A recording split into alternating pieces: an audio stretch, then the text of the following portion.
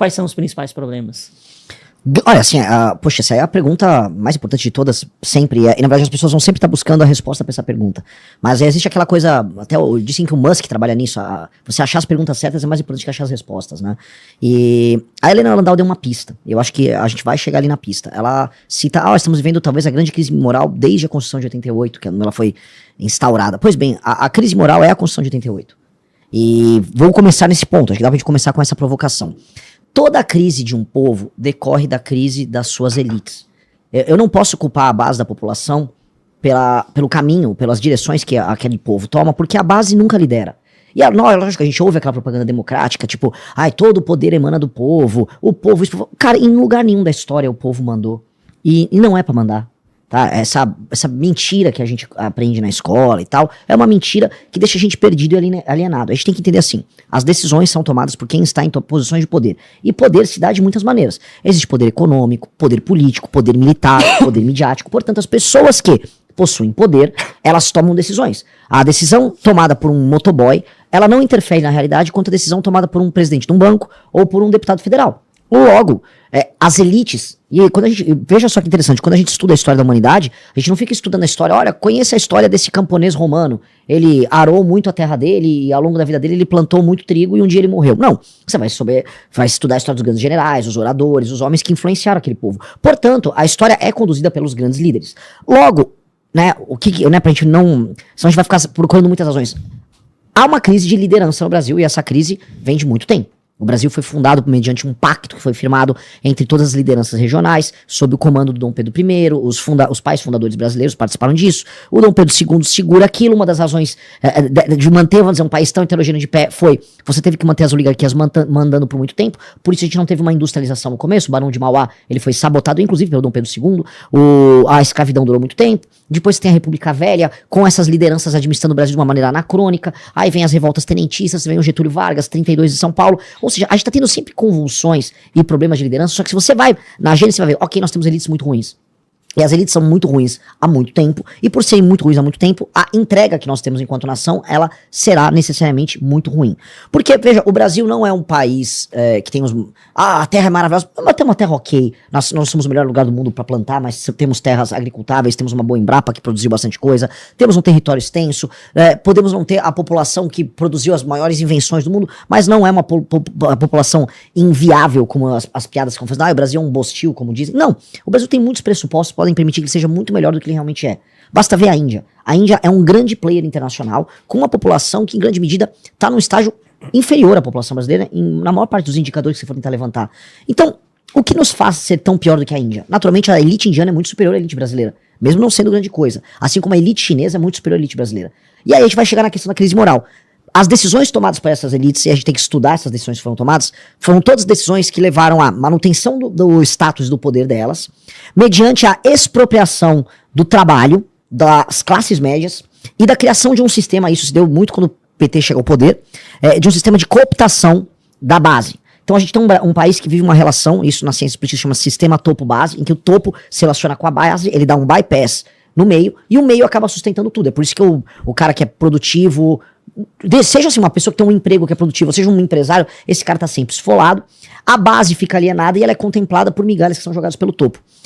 Nós precisamos, para corrigir isso, quebrar esse sistema, porque o topo tá tão seguro com a compra da base e com a manutenção da alienação do meio, que o topo ele começa a expressar seu modo de vida de maneira segura. É por isso que o Alcolumbre ontem tava dançando, enquanto a gente vai descobrindo que os nomeados dele, o Otto Lobo... Otto Lobo, presidente da CVM. O Otto Lobo é uma nomeação dele. O Otto Lobo é basicamente um criminoso tocando a Comissão de Valores Imobiliários, vai interferir... E ao mesmo tempo que eles estavam passando o auxílio gás, ou seja, tava fazendo esse mecanismo de... Topo base. Então... Exato. Nós precisamos destruir a relação topo-base que nós temos no Brasil, para explicar assim, qual é a minha tese, e nós precisamos substituir a elite. E essa substituição, em alguma medida, será traumática, como toda substituição de elite é. Nunca há substituição de elite que é bacana. Sempre será, em alguma medida, traumática. E nós vamos precisar fazer isso. Para ver se eu entendi. Aqui está uma crítica direta ao assistencialismo, essa manutenção, poder, a gente pode chamar de compra de voto, pode chamar de um monte de coisa. Mas como quebrar isso? Acho que talvez seja um ponto, né? Como que você quebra essa alienação que você coloca? Fazer isso em doses homeopáticas, na minha leitura. A quebra do assistencialismo? Eu acho que dá. Não, a troca da elite. Sim, o problema... Isso vem, de alguma forma, em algum grau, por ruptura. Fazer em doses homeopáticas me parece algo muito difícil. É difícil. É difícil porque existe uma inércia. O que eu quero dizer, qual é a inércia? Vamos supor que um menino muito idealista que está nos assistindo, ele quer se tornar um juiz, porque ele quer ser um bom juiz. Em algum momento, né, ele tá já no 3º ano dele sendo juiz, aí vem um penduricário. Ele, não, eu vou recusar. Aí ele quer saber, tá todo mundo roubando. A inércia, o padrão cultural puxa o cara a se tornar o juiz do penduricário. Assim como um cara que às vezes ganha uma eleição para deputado federal, vai interferir na realidade de uma maneira interessante. Pô, eu vou botar uma assessora gostosa aqui. Pra começar, que no primeiro concurso que ele prestar, pode ser que o prefeito da cidade dele resolva passar um amigo de alguém na frente dele no concurso. Exato. Então, na segunda vez que ele passar, ele já vai ter até um espírito de vingança com o que ele passou na primeira tentativa. Exatamente. A inércia leva a pessoa que vai pro topo a se alterar de maneira negativa. É por isso que a própria população fala assim, não acredito em político, não acredito em nada, que as pessoas vão se corromper. A ideia de que a pessoa vai se corromper no processo, ela é muito brasileira, por quê? Porque como os costumes das pessoas nas posições de elite são corrompidos, você imagina que todo mundo que vai pra lá alterar aquilo vai se corromper, e na verdade vai. A real, a gente já tá há 11 anos nisso, boa parte dos nossos amigos, os amigos se corromperam no mesmo processo. E é sempre pelo mesmo caminho. Pois bem, nós temos que criar instrumentos que alterem o sistema de incentivo que leva a pessoa ao topo, um novo regulamento no topo, e aproveitar as falhas que existem nesse próprio mecanismo que a gente vive. Ou seja, a Constituição de 88 ela tá quebrando. A gente tá desde 2013, aquelas primeiras manifestações, vendo a febre, né? O corpo tá em febre, tá ficando doente e a doença tá cada vez pior. A crise do Banco Master atesta assim, cara, tá com uma metástase.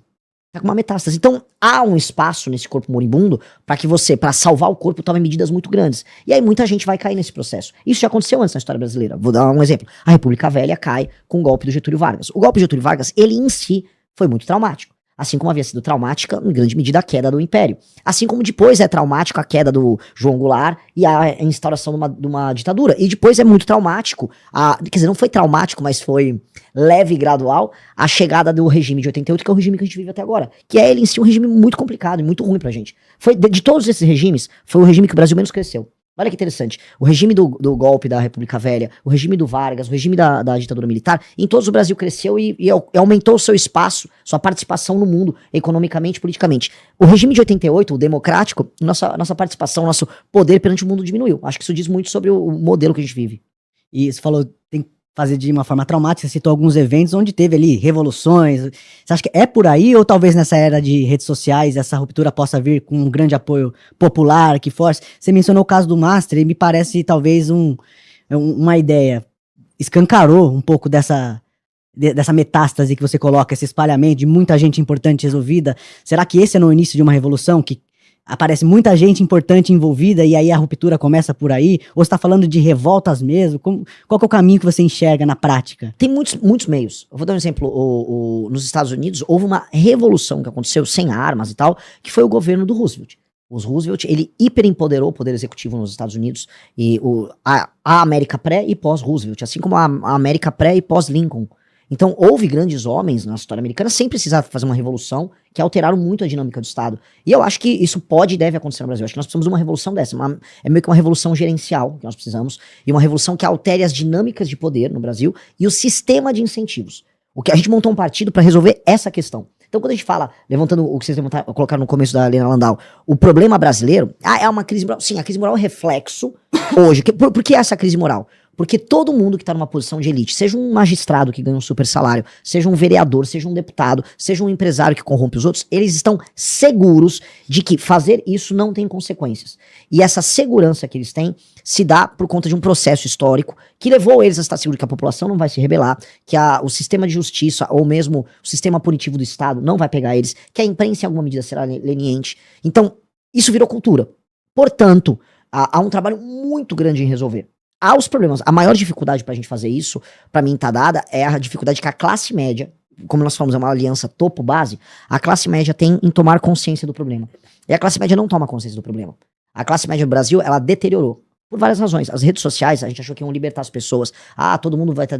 Mentira, as redes sociais, elas estão atrapalhando as pessoas. E hoje você tem, vamos dizer, um tipo de identificação que não é mais com causas, por parte da classe média, mas sim com pessoas. Então, vou dar um exemplo. O caso do Banco Master, ele não vai andar perante a classe média. Eu já tô vaticinando aqui. Ele não vai andar porque não interessa que ande para representantes fortes na classe média. O bolsonarismo é o maior exemplo disso. Em grande medida, eles não querem tratar desses assuntos, porque eles já estão inseridos nesse jogo, eles também estão viciados. Então, ao estarem viciados nesse jogo, uma parte da população vai ficar assim. E a outra parte da população que, sei lá, saiu às ruas em 2013 eram mais à esquerda. Uma espécie de uma esquerda antissistema. Também não existe, essa esquerda é pró-sistema. Então não existe meio que nada. A gente tá agora, a gente fez manifestação, a gente tá tentando fomentar isso. Vamos tentar ligar a faísca, mas é difícil. Agora é carnaval, é Big Brother. Prioridades vão mudando, né? Prioridades, A Copa Big tá Brother. aí. Hã? A Copa Copa tá aí. do Mundo É, tá não tem aí. como. Então aí, difícil. É um país difícil, tá? É um país que foi desgraçado, assim. Mas a gente tem que tentar, né? Eu não sou americano, a gente não é russo. Nossos problemas são brasileiros, a gente tem que tentar fazer nossa parte.